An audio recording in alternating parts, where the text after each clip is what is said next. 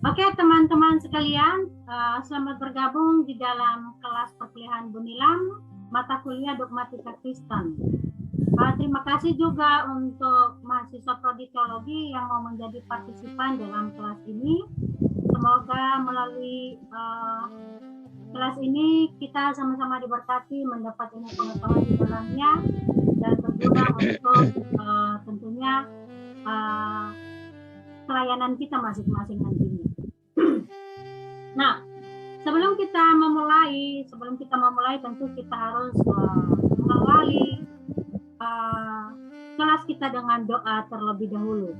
Oleh karenanya minta dari Saudara Sabli memimpin kita di dalam doa. Baik, Bu. Punya Pak Yosef rupanya yang bunyi ya, belum dimun. Maka bunyi ya. Oke, mari kita berdoa. Bapa, di dalam nama Putra Allah Yesus Kristus Tuhan kami, sungguh kami bangga Tuhan hari ini lagi untuk memulai semester 5 kami. Boleh bertemu dengan dosen Ibu Nilam yang luar biasa, yang hebat, yang diberikan kesempatan lagi untuk mengajar kami, di mana kami siap untuk menerima semua pengalaman, basic ilmu yang sudah Ibu Nilam dapatkan, dan kami mau bersama-sama Tuhan mau mengembangkan semua dengan semua pengetahuan kami, dengan sesuatu yang berguna untuk mengubah sekitar kami ataupun tempat kami, bahkan dengan penginjilan dimanapun kami berada Tuhan, dengan setiap teman-teman kami yang saat ini yang bergabung dengan daring ini, saya dengan kendala atau masalah semuanya Tuhan ini dan bantu supaya semua perkuliahan ini berjalan dengan baik. Terima kasih Tuhan Yesus yang menyertai kami semua. Tuhan kami siang ini dalam nama Yesus, namamu kami muliakan. Haleluya. Amin. Oke, terima kasih Sabli. Ya, Nah, Bu. Saudara, Prodi Teologi meminta untuk mengikuti kelas Bunilam karena mereka pada semester ini tidak terlalu banyak mata kuliahnya. Dan dalam sebuah kegiatan belajar, jikalau ada partisipan yang mau hadir itu tidak masalah. Jadi oleh karenanya minta kesediaan nanti dari teman-teman Prodipak, jangan merasa terganggu oleh kehadiran teman-teman kita ini. Mari kita saling saling menggiatkan diri untuk bisa berdiskusi bersama supaya keilmuan kita juga bertambah tentunya. Nah, untuk partisipan sendiri untuk Prodi Teologi yang mengikuti kelas ini tidak ada tuntutan apa-apa buat saudara, tidak harus mesti kerja tugas, tetapi untuk Prodipak harus mengerjakan tugas sesuai dengan tuntutan mata kuliah yang dimaksud. Ya. Nah, yang kedua, kalau Prodipak mau mengikuti pembuatan jurnal nanti, karena memang dalam setiap penugasan pasti ada pembuatan jurnal. Nah, dipersilakan saja kalau mau ikut serta. Bagi jurnal yang bagus nanti, tentu Bunilam akan hubungi untuk kita publikasikan. Ya, untuk kita publikasikan di dalam jurnal kita. Karena ada kemungkinan nanti lulusan-lulusan Eksekutif Bangsa ya setidaknya pernah melakukan yang namanya publikasi, dan itu juga akan mengangkat akreditasi dari institusi kita atau kampus tercinta kita ya. Ya, itu saja. Nah, dalam setiap mata kuliah ketika kita memulai kegiatan perkuliahan saudara, tentu biasanya kita ada perkenalan, tetapi dalam hal ini karena kita sudah sama-sama saling kenal, saya pikir kita sudah nggak ada lagi istilah tak kenal maka tak sayang ya, karena kita sudah sayang-sayangan udah terlalu lama. Buktinya saudara sudah terima. Bagaimana Sugeng? Yupinus belum kita kenal. Oh, Yupinus belum dikenal, belum sayang-sayangan sama Yupinus. Ini siapa ini Frankie Tiran, katanya belum kenal dengan yang lain Bu. Nah makanya buka ini kameramu Frankie supaya bisa sayang-sayangan dengan yang lain ya. Ya. Oke. Nah, saudara, di perkuliahan Bunilam, tentu kita akan nanti di pertemuan pertama ini Bunilam akan menyampaikan silabus, RPS, dan juga kontrak kuliah kita selama 16 kali pertemuan. Jadi kita harus seia, sekata, dan sepemahaman sehingga tiada dusta di antara kita. Betul tidak? Supaya tiada dusta di antara kita, jadi kita harus mengawali dengan kontrak kuliah, saudara. Ya. Nah, kemudian nanti dalam pertemuan pertama ini kita juga akan memulai dengan pendahuluan yang mana Bunilam akan menjelaskan tentang apa itu dogmatika Kristen. Jadi, saudara harus memahami mengapa saudara belajar dogmatika Kristen. Terus apa manfaatnya buat saudara dalam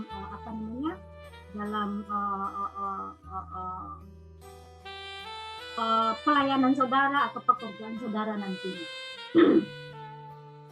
Nah, sekarang saya share screen dulu.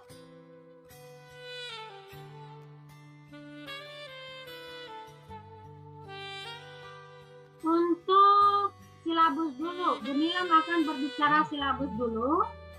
Perhatikan saudara ini. Ya, sudah kelihatan tidak? Belum, Bu. Oh, belum. Oke. Sudah? Masih. Oh, udah, Bu. Udah, Bu. Oke, nah ini silabus mata kuliah kita ya. Dogmatika Kristen dengan kode 03.6.22.2.2019. Kredit atau SKS-nya 2 SKS saya lihat ya. Kemudian semester 5. Nah, saudara sudah semester 5. Deskripsi dari mata kuliah ini adalah bahwa mata kuliah dogmatika Kristen termasuk dalam kelompok mata kuliah keilmuan dan keterampilan, mempelajari tentang esensi iman Kristen serta melakukan pengkajian terhadap berbagai isu yang berkembang sehubungan dengan iman Kristen. Materi pembelajaran, ya kajiannya adalah pertama nanti ada pendahuluan pengantar dari dogmatika Kristen, kemudian ada bibliologi, teologi proper, antropologi dan hermatologi, psikologi dan soteriologi, angelologi, demonologi dan satanologi, pneumatologi dan eklesiologi, serta eskatologi. Sebenarnya masih banyak sekali ya tentang doktrin-doktrin yang berkembang dalam iman kekristenan, ada oikomenologi dan lain sebagainya, tetapi ini adalah topik-topik yang cukup penting untuk kita pelajari ya, yang cukup penting untuk kita pelajari, terutama ketika kita berkaitan dengan dogmatika Kristen. Sebenarnya ada 3 terpenting yang mana dari sejak bapak-bapak gereja merumuskan sebuah pengakuan terhadap Allah Bapa, kemudian Anak dan juga Roh Kudus. Itu adalah yang tercantum di dalam pengakuan iman rasuli. Tentunya kalau saudara masih hafal sekarang ya, bagi Bunilam wajib saudara menghafal pengakuan iman rasuli karena nanti saudara akan melakukan pengakuan iman rasuli tersebut. Karena itu termasuk sebagai dogma iman Kristen ya. Oke, kemudian ada analisis pembelajaran. Nah, analisis pembelajaran itu adalah terkait pertemuan kelas kita sebanyak 16 kali. Untuk pertemuan pertama, Bunilam menyampaikan silabus, RPS, kontrak kuliah, serta bab pendahuluan dari materi perkuliahan kita. Selanjutnya dalam pertemuan yang kedua, Bunilam akan menjelaskan bibliologi, kemudian pertemuan ketiga, teologi proper, kemudian pertemuan keempat, antropologi dan hamartologi, pertemuan kelima, kristologi dan soteriologi, pertemuan keenam, angelologi, demonologi dan satanologi, pertemuan ketujuh, pneumatologi dan eklesiologi, pertemuan ke-8, saudara akan UTS. Nah, UTS ini adalah untuk kelas prodi 4, tapi kalau prodi teologi mau juga silakan, karena seperti apa nanti ujian tengah semester juga Bunilam akan presentasikan buat saudara karena Bunilam sudah menyelesaikan apa saja yang menjadi tugas-tugas saudara di dalam UTS dan juga di dalam UAS. Nah, selanjutnya pertemuan ke-9 ada topik tentang eskatologi. Kemudian pertemuan ke-5 sampai 15 penerapan ilmu. Ya, penerapan ilmu yang sudah saudara pelajari dari pertemuan 1 sampai 9, yakni pembuatan jurnal. Nah, untuk pembuatan jurnal sendiri tidak perlu sampai 15 halaman. 8 sampai minimal 8 lembar ya, di atas 1000 kata. Di atas 1000 kata, jadi minimal 8 lembar sampai 15 lembar saja. Kemudian pustaka utama juga ada ya. Pustaka utamanya adalah Bunilam menggunakan berbagai buku. Ada beberapa buku yang belum Bunilam tambahkan di sini, ada 2 buku kalau tidak salah. Satunya adalah buku Dasar yang Teguh. Saudara juga bisa menggunakan ini, tidak kelihatan ya. Buku Dasar yang Teguh karya dari Julius Ibril. Kemudian ada buku Dogmatika Masa Kini ya. Dogmatika Masa Kini ini karya dari J.C. Van Niekerk sama Biji Bolan. Ya, Biji Bolan. Ini tambahan bukunya untuk pustaka utama. Sedangkan untuk pustaka pendukung, nah saudara harus membaca jurnal Bunilam. Karena mengapa jurnal Bunilam? Karena jurnal Bunilam ini terkait dengan topik-topik pembahasan saudara. Sebagai contoh, pengudusan progresif orang percaya menurut 1 Yohanes 1 ayat 9, walaupun ini tulisan jenisnya adalah Biblika, ya, dalam rumpun ilmu teologi Biblika, tetapi pengudusan progresif orang percaya itu tercantum di dalam mata kuliah soteriologi. Karena di dalam ilmu soteriologi terdapat 12 konsep keselamatan. Salah satunya adalah tentang pengudusan orang percaya. Saudara harus baca jurnal Bunilam ini. Selanjutnya untuk topik pembahasan eskatologi, Bunilam juga memiliki jurnal eskatologi dalam Injil Markus. Oleh karenanya saudara juga harus membaca jurnal ini ya, dan membuat tanggapan. Karena Bunilam sudah membuat ya, menjadikan dia mengintegrasikan tulisan Bunilam yang sudah Bunilam kasihkan di dalam pembelajaran saudara. Karena hampir semua dosen memang diwajibkan mengintegrasikan tulisan-tulisan yang sudah ditulis sesuai dengan bidang keilmuan untuk bidang pengajaran. Oke ya, jadi ini masuk dalam penugasan nanti. Selanjutnya penilaian saudara. Penilaian bagi Bunilam presensi dan capaian sikap itu 10%. Kemudian tugas harian 25%. Untuk kelas saudara ada kalau tidak salah ada 5 tugas yang sudah Bunilam, walaupun nanti setiap pertemuan selama 8 atau 9 kali pertemuan saudara terus menerus akan ada tugas harian. Setidaknya resitasi saudara. Apa itu resitasi? Resitasi adalah menanggapi atau mereview materi perkuliahan pada pertemuan sebelumnya. Jadi Bunilam memberikan kesempatan 10 menit di awal perkuliahan, saudara harus membuat resume terhadap mata kuliah sebelumnya, itu disebut dengan resitasi. Jadi tidak ada alasan bagi saudara untuk mengatakan, oh iya Bu saya lupa. Tidak boleh seperti itu. Ya, karena tantangan untuk perkuliahan daring ini adalah kami tidak bisa melihat saudara belajar atau tidak. Kami tidak bisa melihat apakah saudara sudah paham materi yang disampaikan atau tidak. Maka salah satu strategi yang Bunilam gunakan adalah saudara harus selalu melakukan resitasi. Resitasi itu adalah apa? Mempresentasikan materi yang sudah disampaikan sebelumnya. Paham ya saudara? Oke. Paham Bu. Oke, selanjutnya untuk UTS itu 30% dan UAS 35%. Nah, UAS ini adalah presentasi dari tugas jurnal saudara. Dan ini pernah kita lakukan sebelumnya. sehingga saudara tidak akan kewalahan. Karena di kelas Bunilam saudara sudah terbiasa. Ya. Jadi pada hari hanya tidak ada lagi istilah maaf Bu, saya belum mengerjakan. Kalau saudara tidak tepat waktu sesuai perjanjian kita, maka Bunilam berhak menjadikan saudara gagal. Karena saudara sudah semester 5, sudah terbiasa dengan pola pengajaran Bunilam. Oke ya, jadi tidak ada lagi alasan. Oh saya nggak bisa Ibu, nggak ada lagi yang begitu. Saudara masa makan bubur terus, kapan makan nasi berasnya? Kalau hanya makan bubur terus, ya. Ada pertanyaan?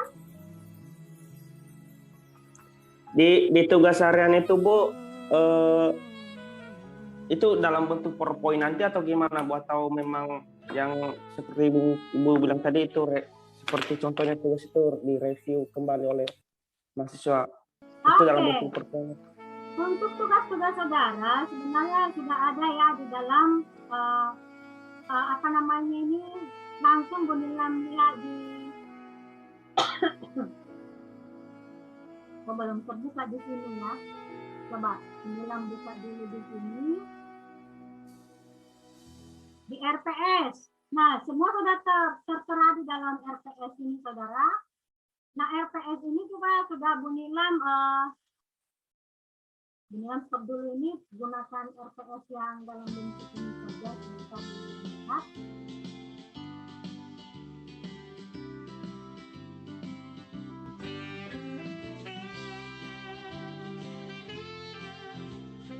Ya.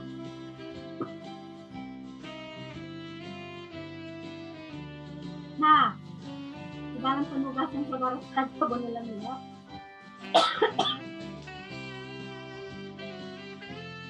Maaf ya, Bunilam masih batuk-batuk, sudah lama sekali nih udah Oke. Nah ini dia, misalnya tugas 1. Di sini sudah ada. Bunilam sudah membuat metode penilaian yang pengerjaan tugas. Nanti apa yang akan saudara lakukan semua sudah tersedia di dalam kolom pembuatan tugas. Ya, ini setiap kali ada tugas maka Bunilam akan upload dalam topik tugas saudara. Oke ya, jadi tidak ada lagi alasan, ini semua sudah lengkap Bunilam buat. Tugas 2 juga sudah, tugas 3 sudah ada, tugas 4 sudah ada, kemudian tugas 5 ada 5 tugas saudara selama perkuliahan berjalan, kemudian ujian tengah semester sudah ada, kemudian ujian Halo Bu, maaf Bu. Sudah. Ya. Nggak ada itu dipresentasikan Ibu tuh, share screen. Ini Bunilam udah share screen ini. Ini masih di file Ibu yang pertama Ibu buka tadi. Oh, berarti dari tempatmu mungkin lagi itu. Sama Bu, di sini juga. Belum kelihatan Bu. Punya aku juga Bu.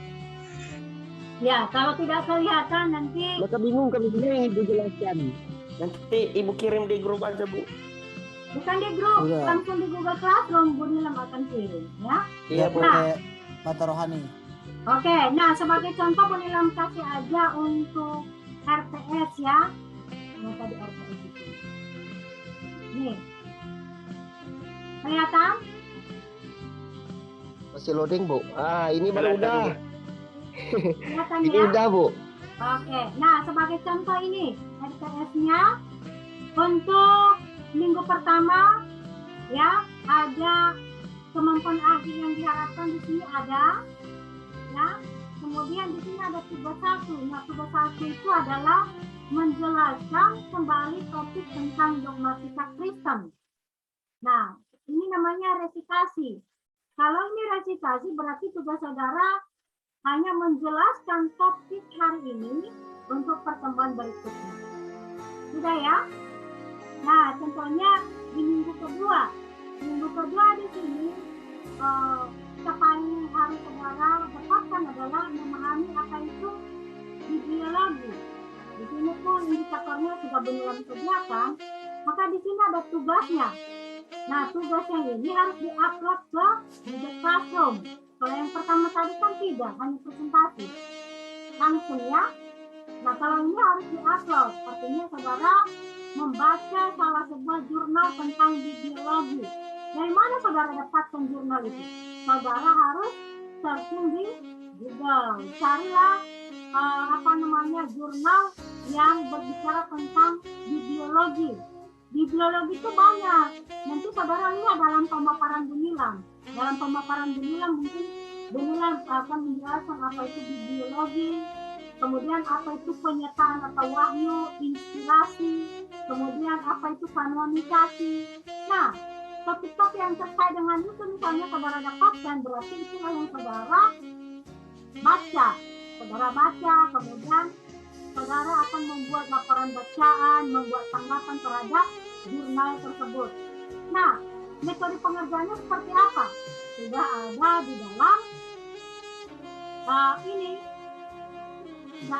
dalam tugas-tugas tadi.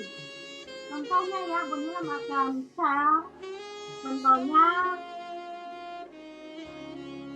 seperti ini. Tugas 2.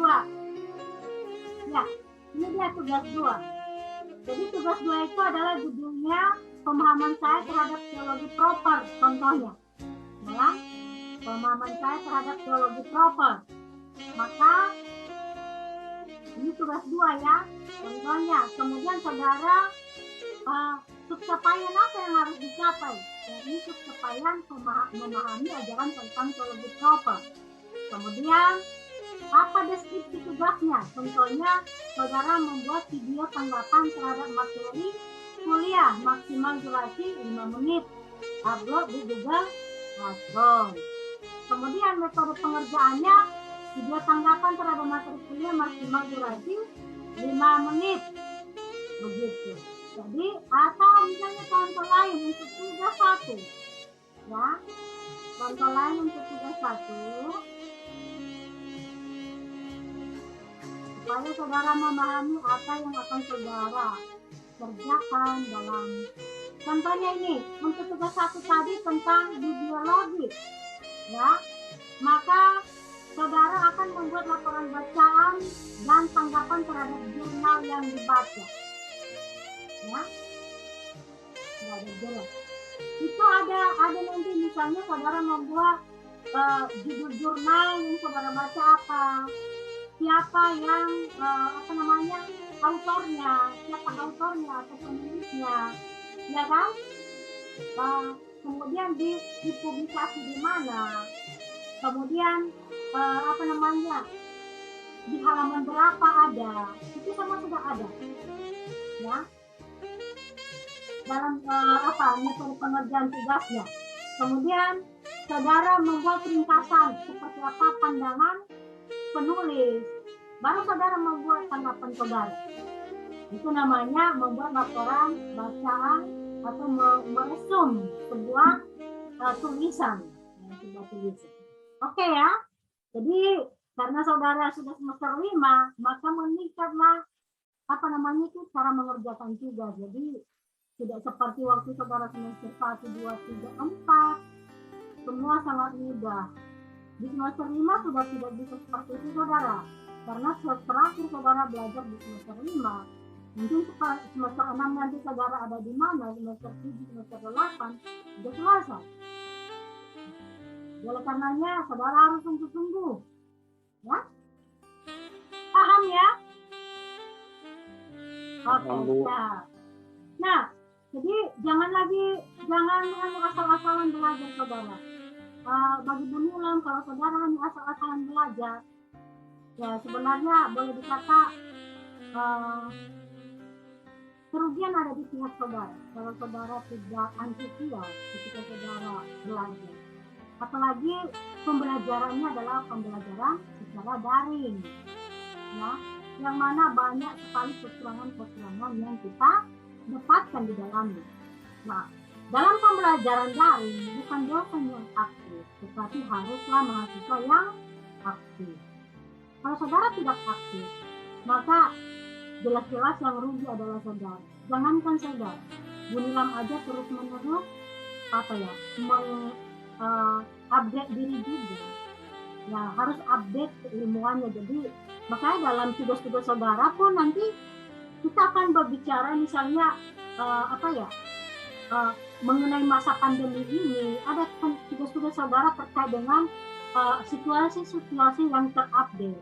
Jadi tidak hanya berbicara tentang masa lalu, bagaimana bapak-bapak gereja ya merumuskan sebuah doktrin, tidak hanya seperti itu.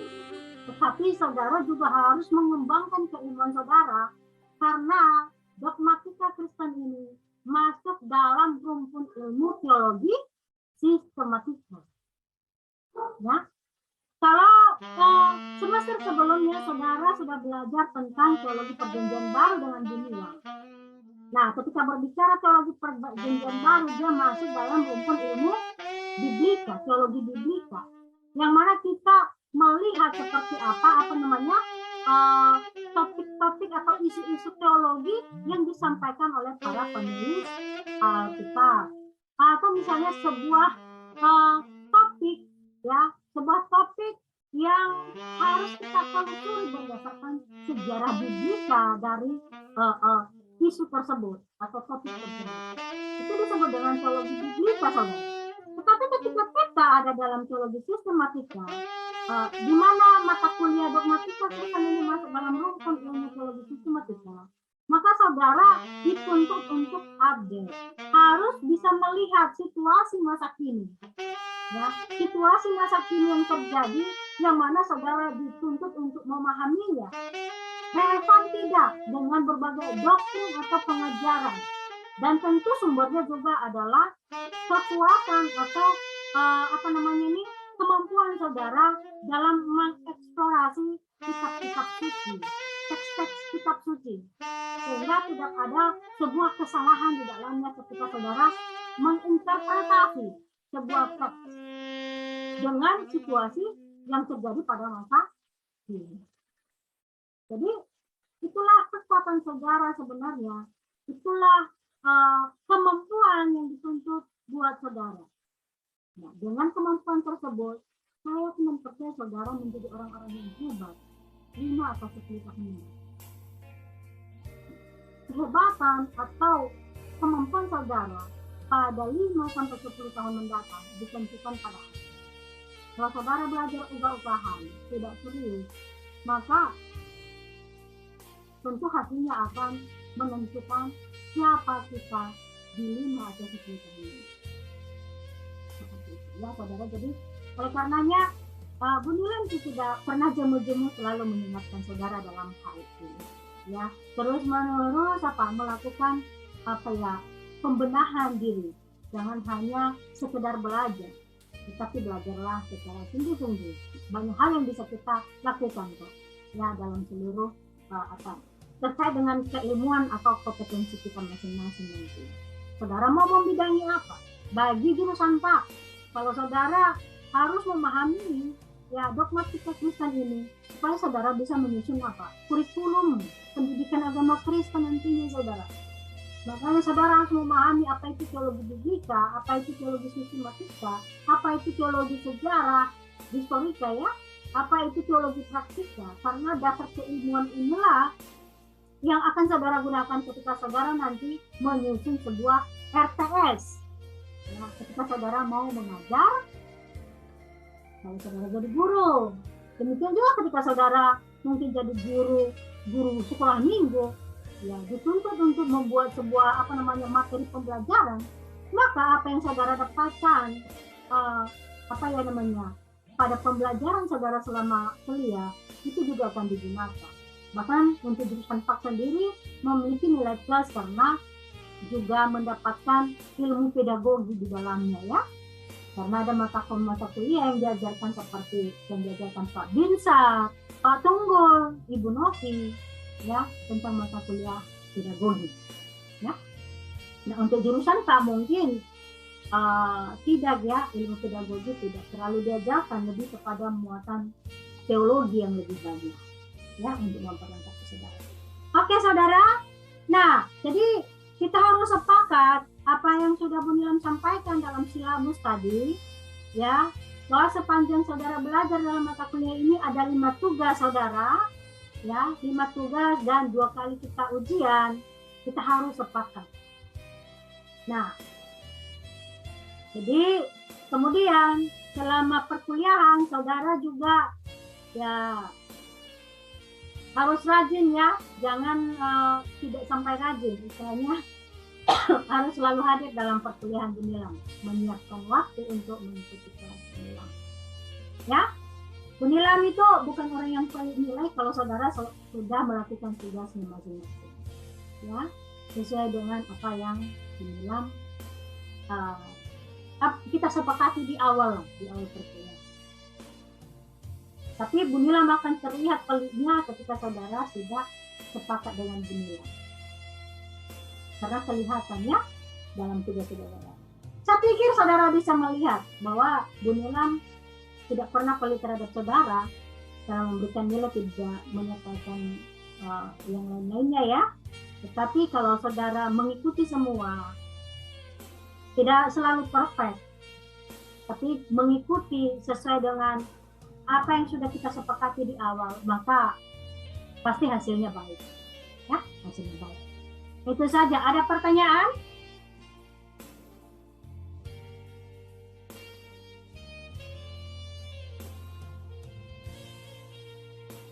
Jelas? Oke, clear ya? Ya. Oke, kalau sudah clear, kita langsung masuk dalam materi pembelajaran kita pada hari ini.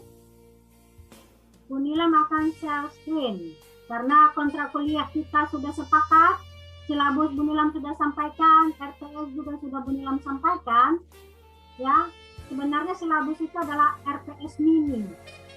Ya, jadi Bunilam kan kalau RTS itu kan sangat-sangat ini ya kolom-kolomnya, tapi kalau silabus itu adalah RTS mini yang akan kita lakukan selama 16 kali pertemuan. Ya, RTS ini namanya. Nah, oleh karenanya silabus itu nanti Bunilam akan upload di Google Classroom supaya saudara bisa mempelajarinya, sekaligus juga materi pembelajaran kita pada hari ini. Oke, kalau tidak ada pertanyaan, kita langsung masuk di dalam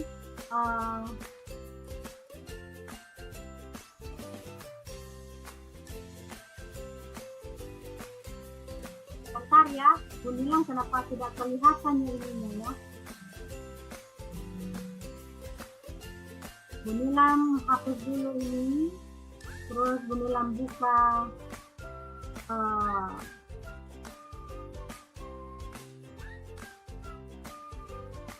oh ya, bentar ya. Bunilam buka dulu materi kuliahnya.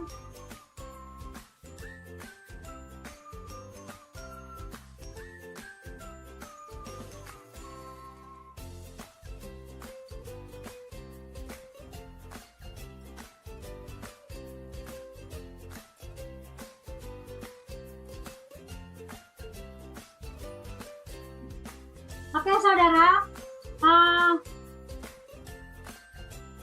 untuk capaian pembelajaran pada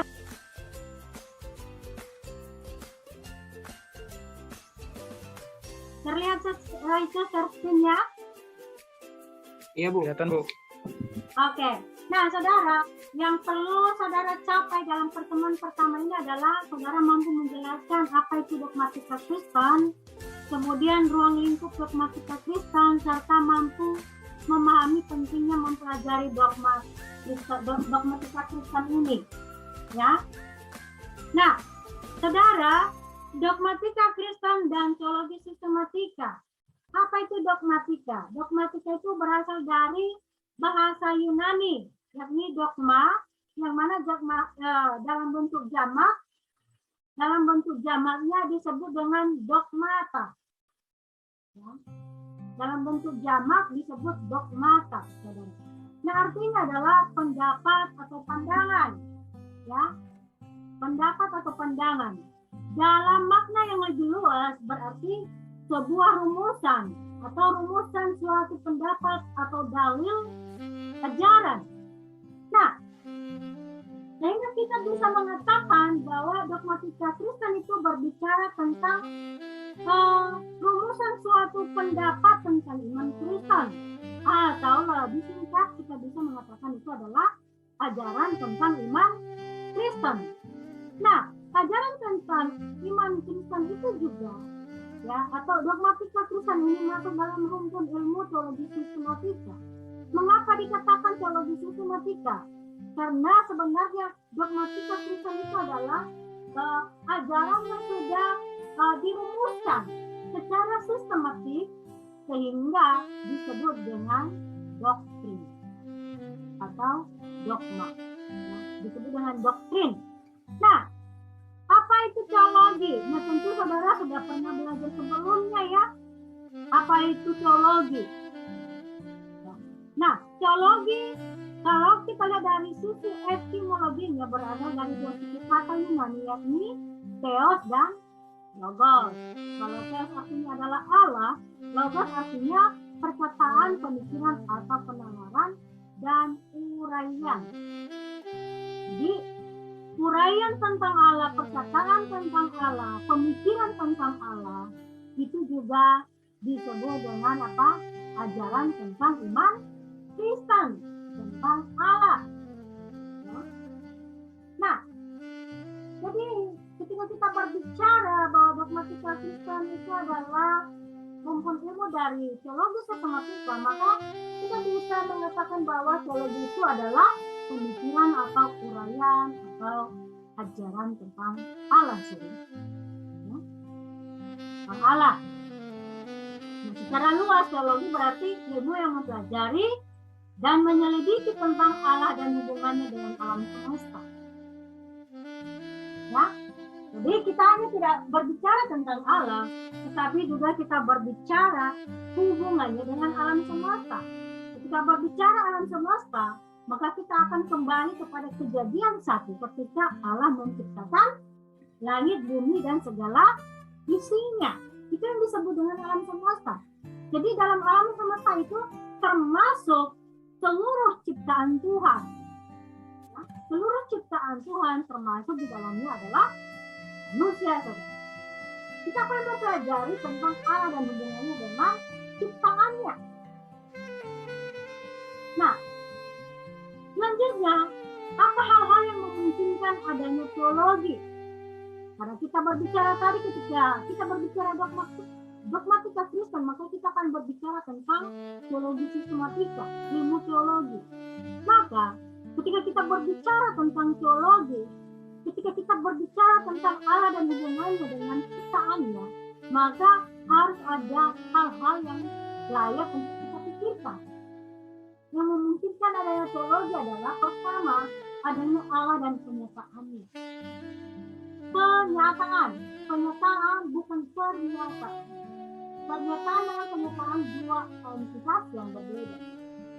Kalau pernyataan itu berhubungan dengan pewahyuan, wahyu Allah, ya, yang mana wahyu Allah itu atau pernyataan Allah itu ada dua, yakni pernyataan secara umum dan pernyataan secara khusus.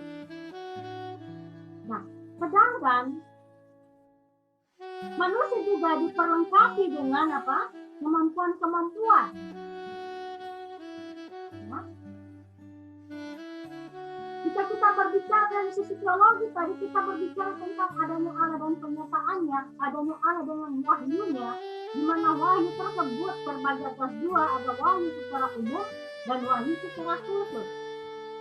Yang mana wahyu secara umum ini kita bisa berbicara tentang Allah yang berbicara melalui badai, melalui alam semesta, melalui ciptaannya. Tetapi ketika kita masuk dalam pernyataan khusus atau wahyu khusus, itu adalah satu-satunya di mana Allah menyatakan dirinya melalui Yesus Kristus. Nah, selanjutnya kita tidak hanya berbicara tentang adanya Allah dan penyataannya, maka kita berbicara tentang mengapa kemungkinan adanya teologi itu karena manusia diperlengkapi dengan berbagai kemampuan, saudara. Ada kemampuan untuk berpikir, kemampuan untuk berhubungan dengan Allah, ya kan? Mengapa manusia memiliki kemampuan-kemampuan tersebut? Kita harus mengingat karena manusia diciptakan sesuai dengan rupa dan gambar Allah. Itulah yang menjadikan manusia mampu berpikir, mampu melakukan hubungan dengan Allah, mampu memiliki persekutuan dengan Allah. Karena manusia itu diciptakan serupa dan segambar dengan Allah. Paham ya sampai di sana. Nah, tentu pada perkuliahan Bunilam sebelumnya, Bunilam selalu berkata bahwa teologi itu dibagi ke teologi itu memiliki rumpun ilmu, atau ada yang disebut dengan teologi biblika, teologi apa tadi, sistematika, teologi sejarah atau teologi historika, dan salah satunya lagi adalah teologi praktika. Nah, untuk keilmuan saudara dalam mata kuliah dogmatika Kristen ini dari awal Bunilam sudah sampaikan, ini masuk dalam rumpun ilmu teologi sistematika. Ya, di sini dia. Jadi di sinilah rumpun ilmu dari dogmatika Kristen itu adalah di dalam teologi sistematika. Makanya tadi judulnya adalah dogmatika Kristen dan teologi sistematika. Ya.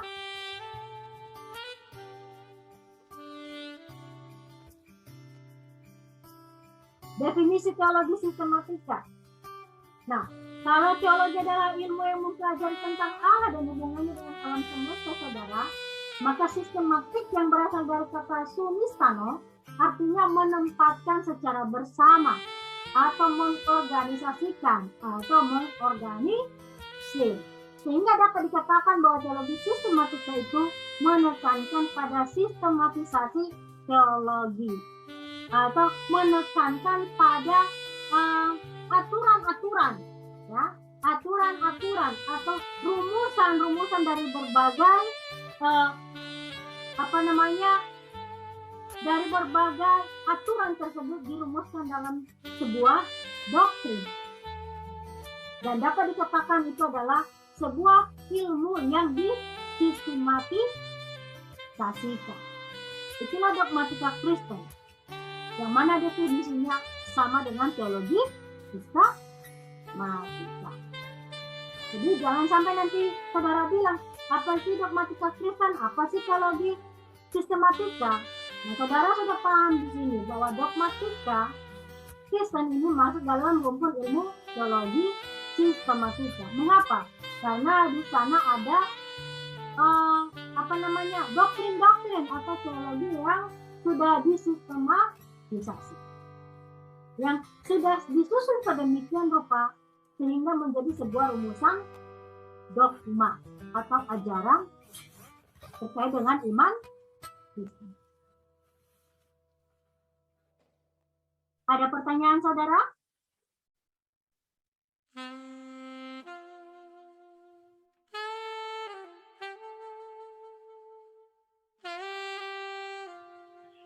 Saya, Bu. Silakan. Yang jadi pertanyaan saya, Bu, apakah semua pandangan-pandangan yang dirumuskan oleh Bapak-bapak gereja dalam perjalanan sejarah itu ada sedikit cacat-cacatnya kah, Bu, dalam doktrin esensi dari iman Kristen gitu, Bu? Maksudnya kan dari segi penjelasan yang Ibu katakan tadi tentang dogmatika dari sisi etimologinya itu jadi kayak pendapat. Jadi saya berasumsi bahwa berarti rumusan-rumusan dari iman Kristen itu mungkin berdasarkan pandangan. Nah, itu saya berpikir lagi berarti apakah ada kemungkinan gitu ada cacat-cacatnya atau memang itu sudah benar-benar final gitu, Bu? Itu saja sih, Bu. Oke, terima kasih Rahman. Pertanyaan yang bagus ya. Nah, saudara, dalam perjalanan merumuskan credo atau dalam merumuskan pengakuan iman Kristen terkait berbagai doktrin tadi yang sudah dirumuskan, apakah itu doktrin tentang bibliologi, tentang soteriologi nantinya, tentang teologi proper, tentang pneumatologi, eklesiologi. dalam perjalanan atau dalam sejarahnya itu karena munculnya berbagai ajaran-ajaran sesat, saudara. Banyak bermunculan ajaran-ajaran sesat, sehingga pada akhirnya bapak-bapak gereja membuat sebuah rumusan ajaran atau membuat sebuah rumusan doktrin yang mana dasar dalam pembuatan rumusan tersebut tentu adalah Alkitab. Untuk menanggapi berbagai masalah yang datang, yang menyerang identitas, khususnya dari esensi iman Kristen. Apa esensi iman Kristen? Esensi iman Kristen adalah mengenai Allah Tritunggal. Mengenai Allah Tritunggal itulah esensi dari iman, kepercayaan kepada Allah Bapa, kemudian kepercayaan kepada Yesus Kristus, dan kepercayaan kepada Roh Kudus. Identitas inilah yang kemudian diserang. Banyak serangan. Yang mana misalnya terkait dengan Arianisme yang muncul di abad mula-mula, yang menyerang tentang keilahian Yesus Kristus. Ada juga yang menyerang tentang kemanusiaan Yesus. Ada yang tidak bisa menerima penyatuan dari kesempurnaan dari baik kealahan dan kemanusiaan Yesus yang menyatu di dalam pribadi Yesus Kristus. Ada yang menganggap hanya setengah-setengah. Dan itulah yang kemudian menjadi rumusan iman orang Kristen yang telah disampaikan oleh bapak-bapak gereja di dalam berbagai konferensi ya. Ada Nisea, ada Chalcedon. Mereka rumuskan. Nah, apakah ada kemungkinan cacatnya? Ada kemungkinan cacatnya. Pertanyaan mungkin saya balik kepada saudara. Apakah saudara percaya bahwa Yesus itu adalah Allah? Apakah saudara percaya pribadi Allah Bapa? Apakah saudara percaya Roh Kudus itu adalah Allah? Kalau saudara percaya itu berarti tidak ada kemungkinan ada cacatnya, karena inilah yang dirumuskan oleh bapak-bapak gereja supaya orang Kristen mengakui bahwa Allah Bapa secara pribadi ada. Yesus Kristus sebagai Allah ada tercantum dalam kitab suci. Roh Kudus sebagai pribadi Allah juga ada. Makanya kita mengenal yang disebut dengan Allah Tritunggal. Allah dengan pribadi-pribadi yang masing-masing menonjol dalam bentuk Allah Bapa, kemudian Allah Anak, dan juga Roh Kudus. Nah, sekarang pertanyaannya, saudara percaya yakin tidak? Dengan keyakinan itu, maka saudara tidak akan mungkin merasa bimbang bahwa ada mungkin cacat dalam perumusan doktrin tersebut, dalam perumusan dogma atau iman Kristen tersebut. Karena dasar mereka juga dalam merumuskan itu adalah Alkitab.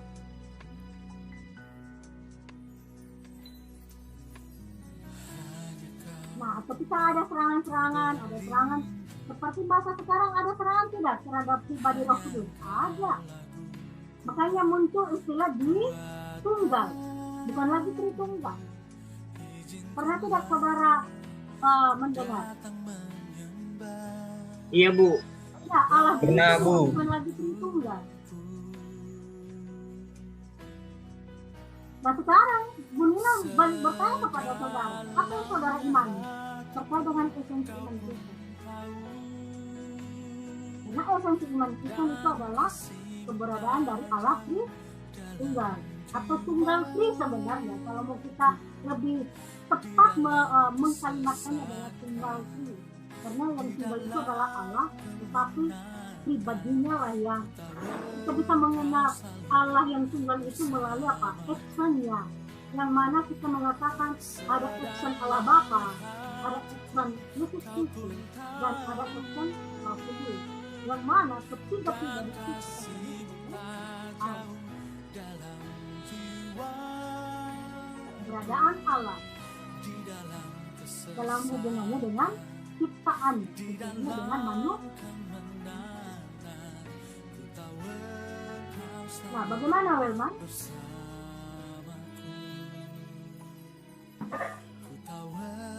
Kamu jangan jadi bidat, Welman ya.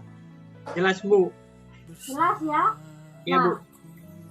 Bu Nilam tidak akan mendoktrin saudara, tidak. Bu Nilam hanya menjelaskan saudara yang harus bernalar, melihat. Ya, kalau nanti Bu Nilam mendoktrin saudara, berarti saudara akan membuka, oh iya, dosen saya Bu Nilam berkata begini. Tidak bisa seperti itu. Karena saudara juga mahasiswa memiliki pemikiran sendiri. Dalam posisi Bu Nilam hanya menjelaskan buat saudara-saudara lah yang harus memberikan pilihan buat saudara. Nah, sekarang pertanyaannya saudara, ada tidak kemungkinan satu?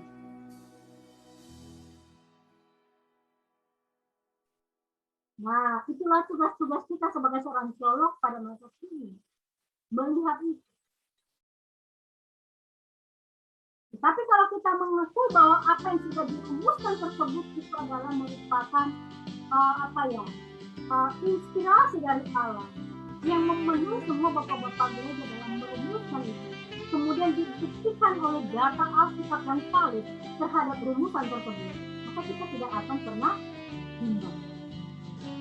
Kita akan yakin bahwa Yesus Kristus itu adalah Juru Selamat, bahwa Dia benar-benar adalah Allah sejati dan manusia sejati.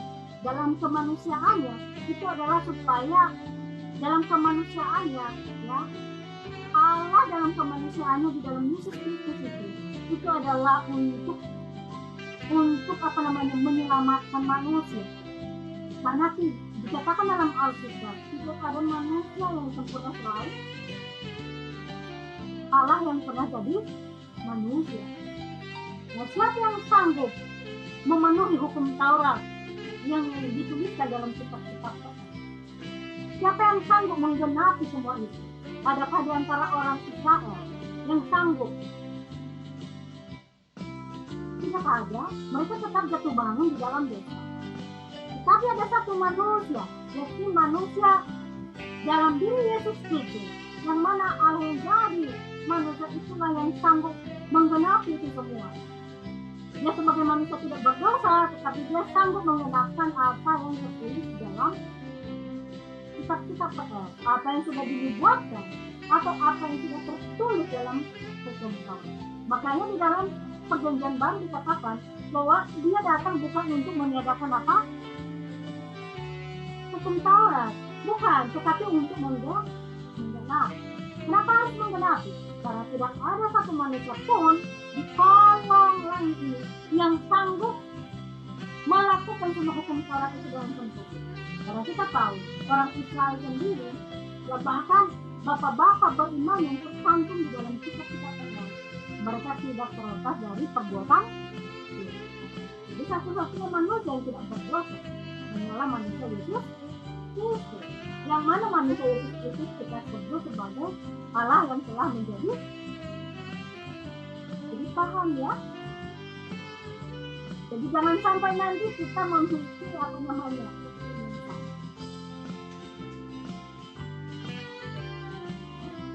Nah, dalam mata kuliah dogmatika Kristen ini, saudara, kita berbicara berbagai isu teologi. Jadi saudara harus apa yang saudara misalnya kurang pahami mengenai keimanan Kristen ini, saudara adalah waktunya saudara bisa berbicara di sini.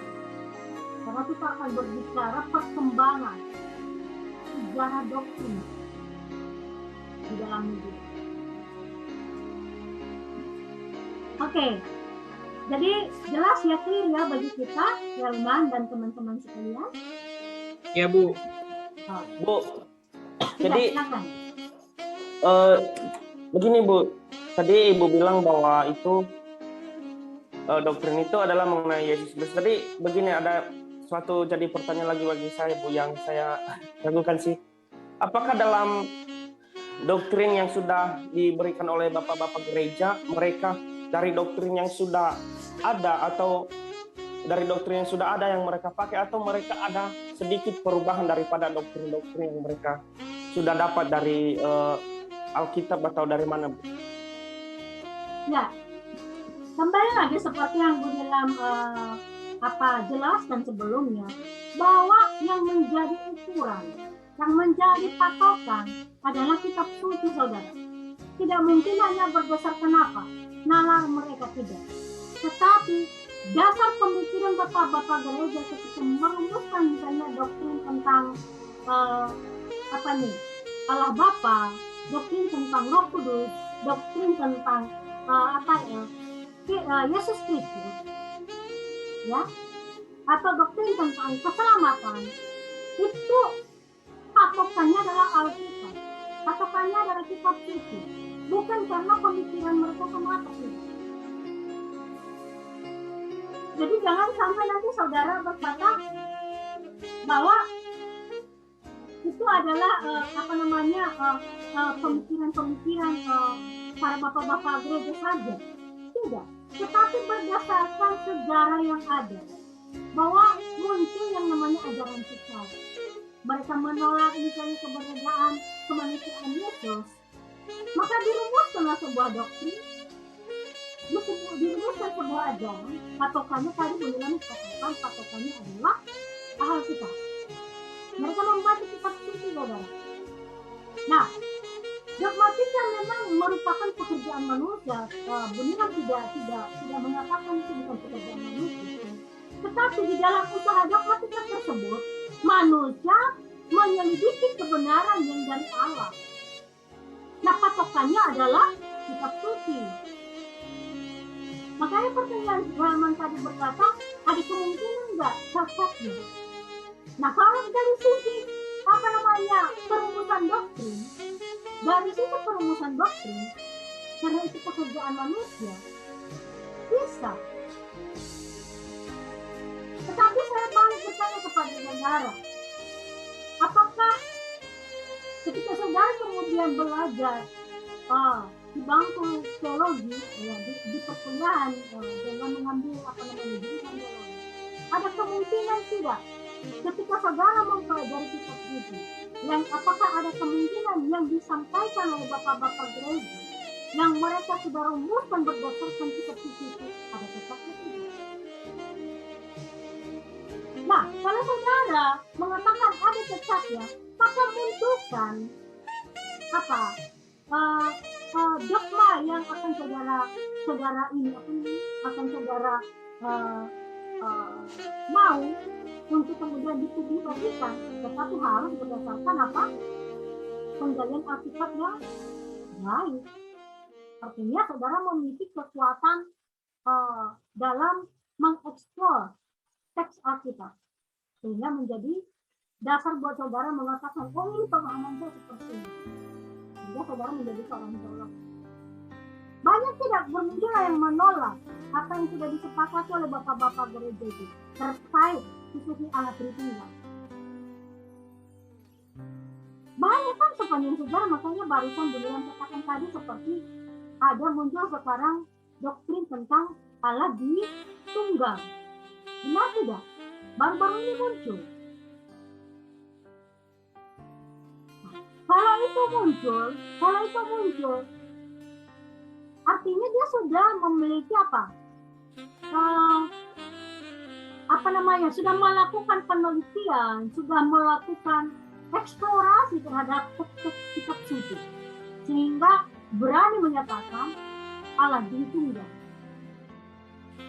Nah, ketika muncul Allah di tunggal ini, berarti menolak dong apa yang sudah dirumuskan oleh bapak-bapak gereja. Nah, tugas kita sekarang adalah melihat itu, kemudian melakukan kembali penelitian. Apakah di tunggal itu lebih benar dibandingkan dengan Tritunggal? Karena itu kan hasil dari pemikiran manusia, yang mana pemikiran itu juga berdasarkan kitab suci. Betul tidak? Nah, itulah yang kemudian yang harus saudara selidiki. Apakah benar Tritunggal yang dirumuskan oleh bapak-bapak gereja, atau Tritunggal yang dimunculkan isunya sekarang ini? tugas kita adalah mempelajari kitab suci lagi. Karena dasarnya nanti adalah kitab suci. Untuk melihat kebenaran tentang Allah itu, dasarnya adalah kitab suci. Itu. Nah, jadi sebagai contoh saja Bu Nilam dari bidang yang lain, kita berbicara tentang misalnya dogma tentang eklesiologi, tentang gereja. Di dalam gereja-gereja, aturan-aturan gereja kan berbeda-beda, kan? Dogmanya berbeda, gereja. Ada yang menyatakan bahwa baptisan yang berlaku itu adalah baptis selam. Itu juga adalah dogma, saudara. Nah, setiap dogma itu tentu dilandasi oleh apa tadi? Teks kitab suci, saudara. Teks Alkitab yang mendasari peletakan sebuah dogma. Sehingga dogma itu menjadi menjadi ajaran dalam sebuah gereja lepas. Contohnya seperti baptisan saja. Nah, ada yang mengatakan bahwa baptisan itu yang benar adalah baptis selam. Maka baptis persik yang ala-ala gereja tradisional itu tidak benar. Nah, tentu sebagai seorang teolog kita akan berpikir kembali, mana sih yang benar? Sebenarnya apa yang ditekankan oleh Alkitab tentang baptisan itu? Itulah tugas kita. Ketika ada sebuah masalah muncul atau terjadi sebuah anomali.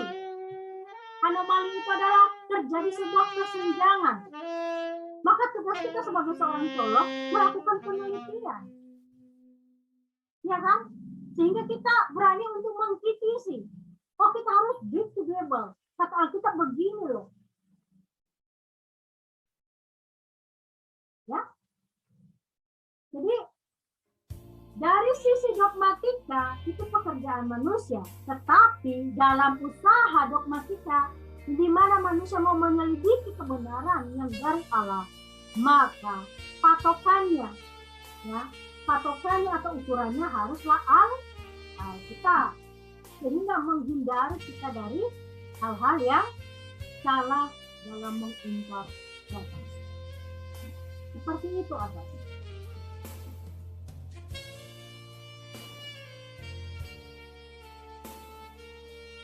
Bu. Oke. Jelas atau masih kurang jelas atau bagaimana? Jelas, Bu. Barangkali ada yang mau menanggapi? Bu, saya mau bertanya satu lagi, Bu. Boleh, silakan. Begini, Bu. Kan dogmatika gereja itu dasarnya yang paling utama yaitu Alkitab dan juga dari rumusan-rumusan yang telah ditentukan oleh bapak-bapak gerejawi. Nah, yang menjadi pertanyaan saya, Bu, apakah perubahan zaman dan situasi yang terjadi saat ini akankah dapat memunculkan dogmatika gereja yang baru yang sesuai dengan zaman dan era globalisasi seperti sekarang ini? Ya, kalau dibilang ada kemungkinan, bisa saja ada kemungkinan akan ada perubahan. Pasti. Sebetulnya seperti misalkan di dalam ini terkait dengan dogma, contohnya seperti pemberlakuan bahasa roh. Sebagai contoh ya, kita ambil itu. Contohnya bahasa roh. Nah, kalau gereja-gereja mainstream, dia tidak mengenal yang namanya bahasa roh, saudara. Tapi kalau gereja-gereja karismatik mengenal yang namanya bahasa roh. Tapi di dalam aliran gereja-gereja karismatik sendiri terjadi yang namanya perbedaan pemahaman, perbedaan dogma, perbedaan ajaran, betul tidak? Misalnya ajaran GBI tentang bahasa roh itu tentu berbeda dengan, tapi ada perbedaannya dengan apa yang dipahami oleh gereja-gereja Sungai Yordan, betul tidak? Nah, jadi Kalau dia bilang akan dipengaruhi oleh perkembangan zaman, boleh saja berkembang. Dogma itu bisa berkembang. Tetapi, kembali lagi, Bunila mau berkata, patokannya harus Alkitab. Ketika patokannya bukan Alkitab, maka kemungkinan kita sesat, ya.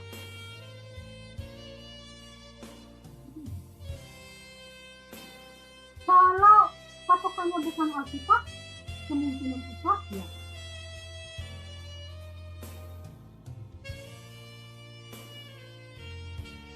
Jadi boleh berkembang, tapi perkembangan itu harus berdasarkan apa kata kitab suci. Kalau kitab suci tidak berkata seperti itu, maka sejujurnya Bunila bilang ya kemungkinan itu kembali lagi kemungkinan sesatnya ada.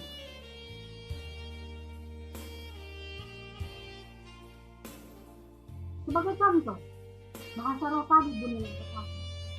Bunila percaya ada nggak bahasa roh? Percaya ada. Percaya dia sebagai sebuah karunia. Percaya. Tetapi apakah semua orang harus memiliki karunia berbahasa roh? Bagi Bunila tidak.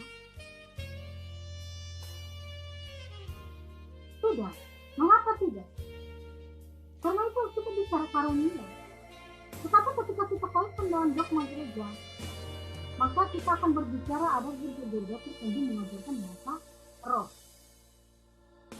Nah pertanyaannya, ketika itu menjadi sebuah dogma gereja, mewajibkan semua jemaatnya bisa berbahasa roh, disitulah tugas kita.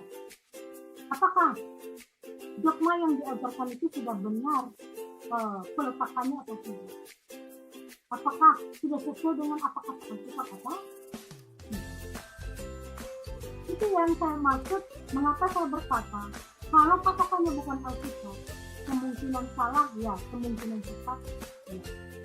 Dan itu kan kita bisa buktikan. Kita bisa buktikan ya dengan berbagai perkembangannya.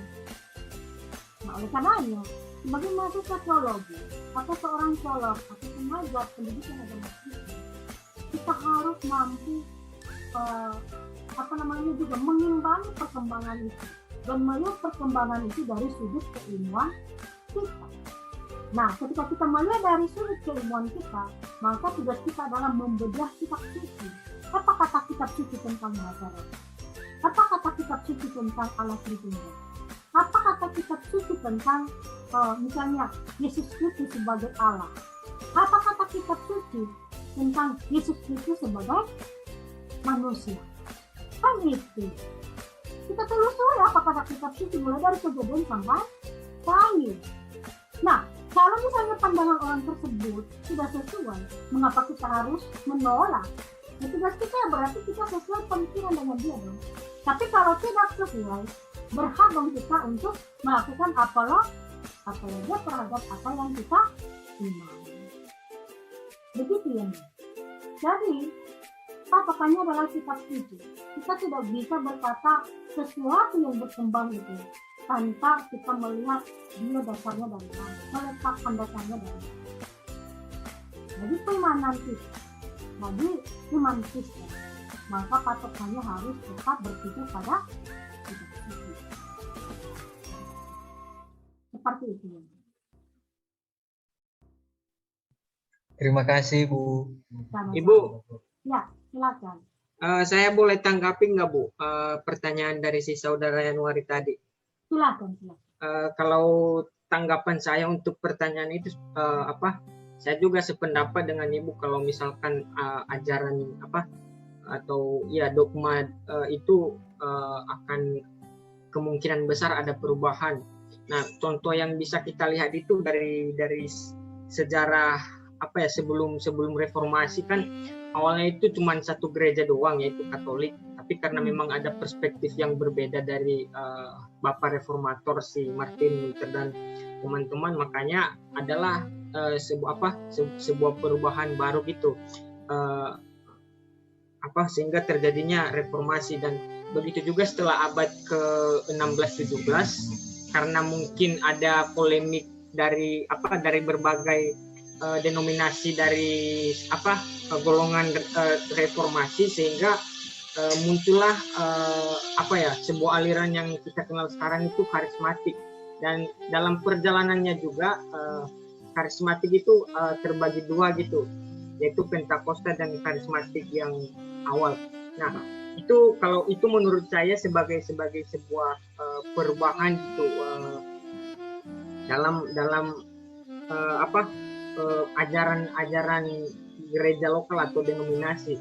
Tapi poin yang saya maksud bukan sebuah bukan dogma yang esensi gitu, tapi lebih kepada cara atau metode yang yang digunakan oleh oleh orang-orang yang mungkin mempunyai potensi untuk memberikan sebuah perubahan baru untuk bersaing dengan zaman, tapi tujuannya itu untuk menyatakan bahwa Alkitab itu sebagai kebenaran yang mutlak gitu, dan hanya satu-satunya sebagai kebenaran yang telah diwahyukan oleh Allah. Tapi poinnya itu bukan esensi imannya yang diubah, tapi memang caranya aja yang dimodifikasi sedikit, sehingga akan tidak membuat orang dalam perkembangan globalisasi itu mengabaikan iman mereka gitu loh. Itu aja sih, Bu. Oke, terima kasih Norman. Thank you, El. Dari sisi perkembangan, dari sisi sejarah gereja, kita memang bisa melihat perkembangan dogmatika Kristen. Ya, ajaran-ajaran iman Kristen kita bisa melihat perkembangannya juga melalui perkembangan gereja, ya, atau melalui sejarah gereja seperti yang disampaikan oleh Wellman tadi. Tetapi ya memang bahwa ketika kita berbicara tentang dogma Kristen ini, kita berbicara tentang esensi iman Kristen. Nah, esensi iman Kristen itu terletak pada pemahaman tentang Allah Tritunggal. Walaupun kemudian kita berbicara misalnya terkait tentang eskatologi, kemudian doktrin-doktrin yang ada, maka itu juga adalah masuk di dalam pengajaran iman Kristen, ya, masuk dalam pengajaran iman Kristen. Kita berbicara tentang poin-poin yang lain seperti yang Bunilam sampaikan dalam silabus tadi, misalnya mengenai keberadaan malaikat, seperti apa sih di dalam pandangan iman Kristen, mengenai demonologi, satanologi, tentang iblis dan setan, seperti apa sih dalam pemahaman iman Kristen. Maka dasar kita dalam memahaminya tentu adalah melalui apa yang dikatakan oleh kitab suci. Jadi kita akan selalu, kebenaran yang absolut itu ada di dalam kitab suci. Saya tidak akan mengajarkan sesuatu yang tidak berasal dari kitab suci. Kalaupun ada data yang menguatkan, kalau ada data yang menguatkan, maka kita jadikan sebagai sebuah referensi. Misalnya dari tulisan-tulisan bapak-bapak gereja, dari tulisan para teolog, ya, seperti buku-buku yang kita gunakan sekarang ini, hasil pemikiran para teolog yang mendedikasikan hidupnya untuk merumuskan berbagai doktrin yang ada dalam keimanan orang-orang percaya. Oke, ada pertanyaan lain atau ada diskus lain yang mau kita diskusikan? Tidak ada, Bu. Baik. Kalau tidak ada, Bu Nilam lanjutkan ya. Mengapa penting kita belajar tentang dogmatika Kristen ini? Ya. Pentingnya kita belajar dogmatika Kristen pertama dulu adalah sebagai penjelasan tentang kekristenan, saudara. Ya. Bahwa dogmatika Kristen yang sudah dirumuskan, ya, memerlukan juga sebuah penelitian dan penjelasan sebagai pengorganisasi secara sistematis dari doktrin-doktrin yang mendasar dan penting dari keimanan orang Kristen. Nah, sebagai hasil dari rumusan teologi sistematis, maka orang Kristen bisa mendapatkan pengertian yang jelas tentang dasar-dasar iman Kristen, saudara. Nah, Alkitab tidak ditulis dalam bentuk garis besar doktrinal, Itu saudara harus pahami itu. Karena Alkitab kita tidak ditulis dalam sebuah rumusan doktrinal, tetapi ditulis sesuai dengan kebutuhan jemaat mula-mula. Sehingga tugas kita adalah melihat berbagai rumusan doktrinal tersebut yang sudah tersedia dalam tulisan-tulisan kita atau tulisan-tulisan para rasul atau para penulis kitab suci, saudara. Ya, jadi kita harus perlu melihat, ya, dalam tulisan-tulisan Musa, tulisan-tulisan Daud, tulisan-tulisan Salomo, tulisan-tulisan apa itu namanya para penulis kitab-kitab Paul maupun kitab-kitab gede. Baru kemudian kita harus mensistematisasikan bagian-bagian dari kitab suci tersebut menjadi penekanan doktrinal dari keseluruhan kitab suci kita. Jadi itu yang pertama, mengapa penting kita belajar tentang dogmatika Kristen ini? Karena kitab suci kita tidak ditulis ya secara sistematis berdasarkan urutan doktrin-doktrin yang dipaparkan oleh para penulis kitab suci.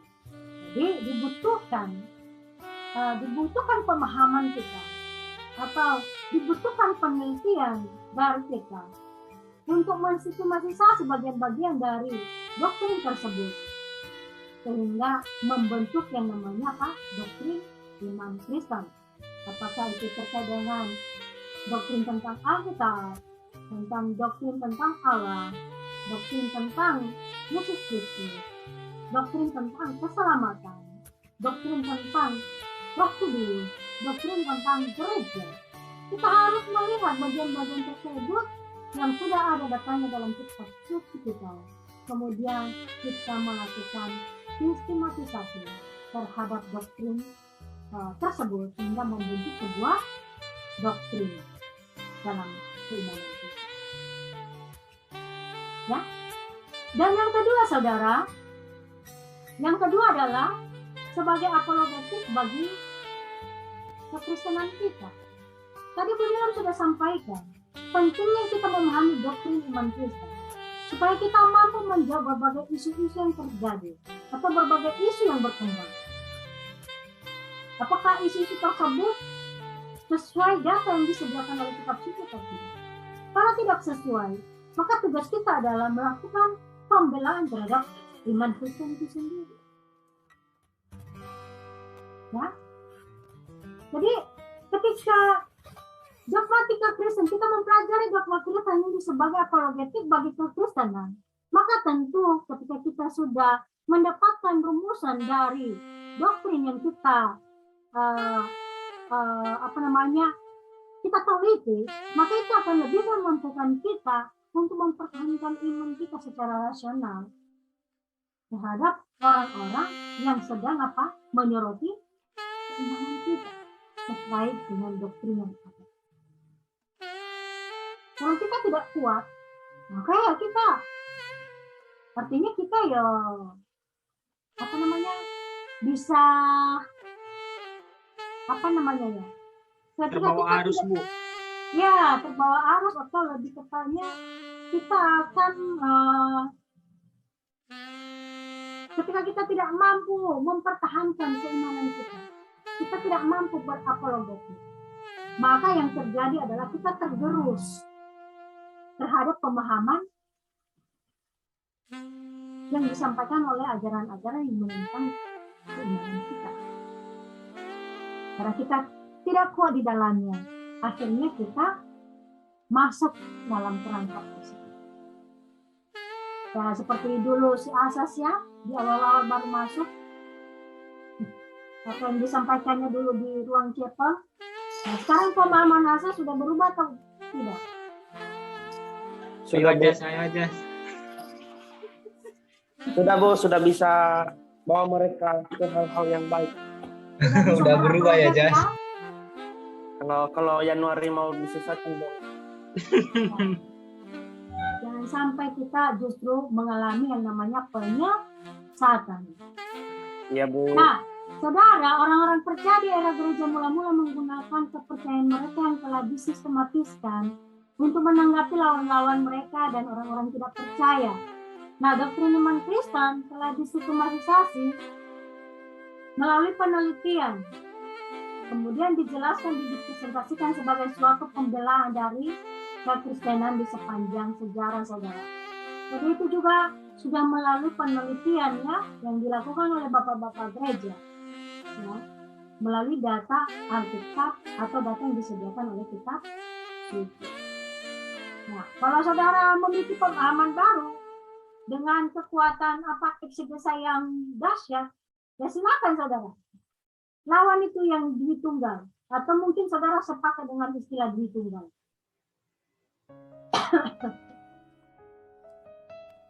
Memang sepakat, Bu. Ya, Memang sepakat dengan dui tunggal. ya. Jadi ya kita juga nggak boleh asbun ya, nggak boleh asbun asal bunyi. Kita harus artinya melewati proses penelitian yang akurat. Ya. Ketika saudara membuat ini ya, ketika saudara membuat jurnal, kan saudara presentasikan, betul tidak? Dan Bu Nilam akan melihat apa ya tanggapan saudara terkait dengan judul saudara. Ya, kalau Bu Nilam bisa menerima ya Bu Nilam sudah tidak, istilahnya no comment. Itu kalau misalnya Bu Nilam tidak bisa terima ya Bu Nilam pasti akan bertanya. Maka saudara harus melakukan apologet terhadap pertanyaan yang Bu Nilam sampaikan. Kalau saudara tidak mampu, ya terima kasih Agung. Nah, tidak, kita sampai 14.10 ya. Karena kita itu 1 jam 40 menit. Memang di kalender akademik dikatakan hanya sampai jam 12. Tapi Bu Nilam kurang itu 10 menit ya. Kalau kita mulai setengah 12, setengah 1 jam ya. Maka sisanya 40 menit. Bukan hanya 30 menit. Karena kita 1 jam 40 menit. Oke. Nah, jadi terima kasih Agung sudah diingatkan. Nah, selanjutnya mengapa penting kita mempelajari dogmatika Kristen ini? Ini adalah juga sebagai alat untuk mendewasakan kerohanian kita, saudara. Karena dogmatika Kristen atau teologi sistematik adalah esensi atau inti dari kebenaran orang Kristen. Ini berarti bahwa teologi sistematik adalah kebenaran-kebenaran yang esensial bagi kedewasaan orang percaya. Dan saudara bisa nanti mungkin membaca 2 Timotius 3 ayat 16 sampai 17. Tulisan-tulisan Paulus menjelaskan bahwa doktrin atau teologi adalah dasar dari kedewasaan orang Kristen. Ini juga terlihat dari bagaimana Paulus yang biasanya membangun satu dasar doktrinal dalam surat-suratnya. Misalnya, saudara bisa melihat nanti dalam Efesus pasal 4 ayat 1 sampai 3. Ya. Bagaimana ia mendorong orang-orang percaya untuk hidup dengan benar. Efesus pasal 4 ayat 6. Jadi saudara mempelajari dogmatika Kristen ini juga. Salah satunya selain tadi sebagai penjelasan tentang kekristenan, kemudian sebagai apologetik bagi kekristenan, maka selanjutnya adalah sebagai alat untuk kedewasaan rohani dari orang-orang bangsa. Itulah pentingnya kita mempelajari yang namanya apa? Dogmatika Kristen atau teologi sistematik. Baik saudara, ada pertanyaan?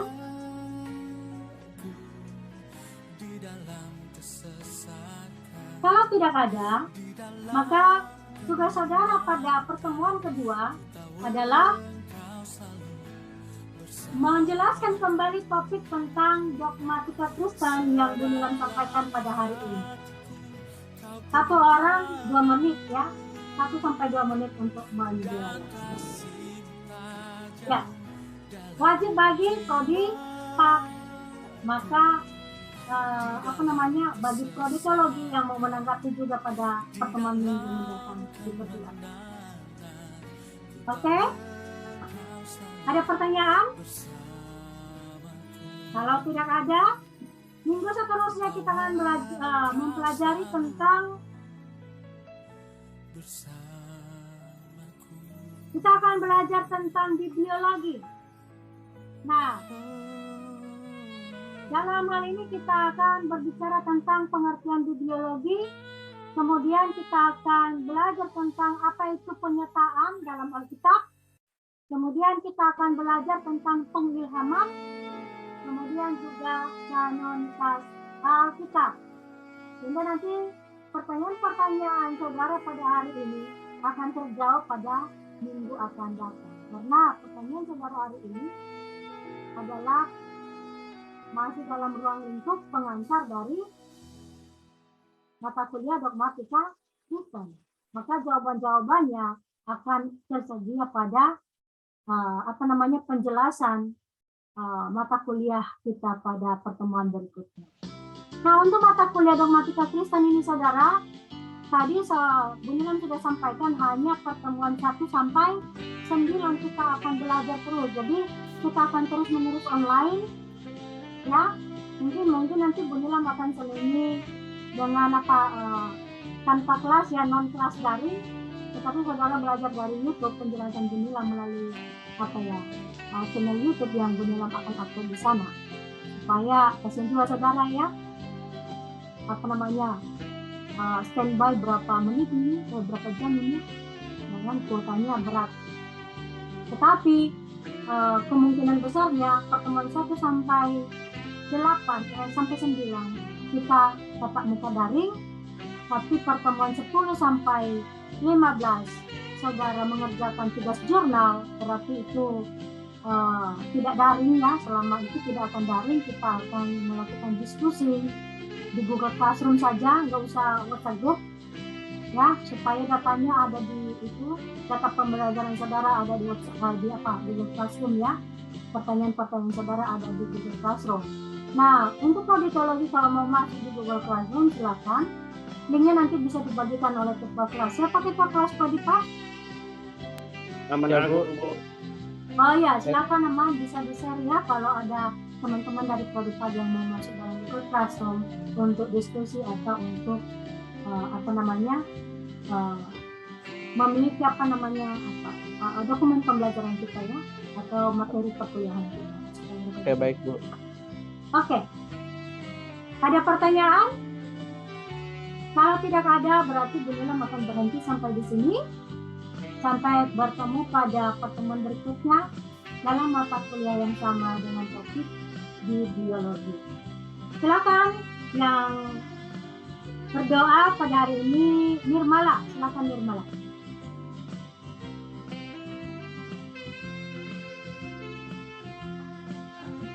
Baik teman-teman, kita akan mengakhiri kelas, kita satu dalam doa. Terima kasih Tuhan, terima kasih Allah Bapa yang bertata dalam kerajaan surga, buat penyertaan-Mu di sepanjang kehidupan kami. Terima kasih Tuhan buat semester awal ini Bapa, sehingga kami dapat membuka semester baru ini di semester yang 5 dengan baik Tuhan, dan dapat melaksanakan perkuliahan dengan baik juga Tuhan. Aku anak-Mu berdoa Tuhan buat setiap kami mahasiswa yang terlibat dalam perkuliahan ini Tuhan. Engkau sertai kami selalu Bapa, Engkau lindungi kami, dan Engkau anugerahkan kepada kami Tuhan roh pemahaman yang baik akan kebenaran firman-Mu, akan kebenaran yang Engkau hendak menyatakan kepada kami. Begitu juga Bapa, kami berdoa kepada dosen pengampu mata kuliah ini Tuhan, Engkau yang menyertai selalu beliau dalam segala aspek kehidupannya Tuhan, baik dalam kesehatannya Tuhan, dalam pelayanan dan pekerjaannya Tuhan. Terima kasih Bapa, kami akan mengakhiri kelas ini dan melanjutkannya di minggu yang akan datang. Kami mohon penyertaan Tuhan selalu ada bersama-sama dengan kami. Terima kasih Tuhan, dalam nama-Mu kami berdoa. Amin. Amin. Terima kasih Nirmala, terima kasih teman-teman. Tuhan Yesus memberkati. Terima kasih Bu. Terima kasih Bu. Udah foto nggak kita, Bu? Foto dulu nih. Yang mau foto buka kamera semua. Foto dulu. Siapa yang foto? Teman Agung Bu. Satu sekali ya. Minta tolong yang pakai laptop kita foto.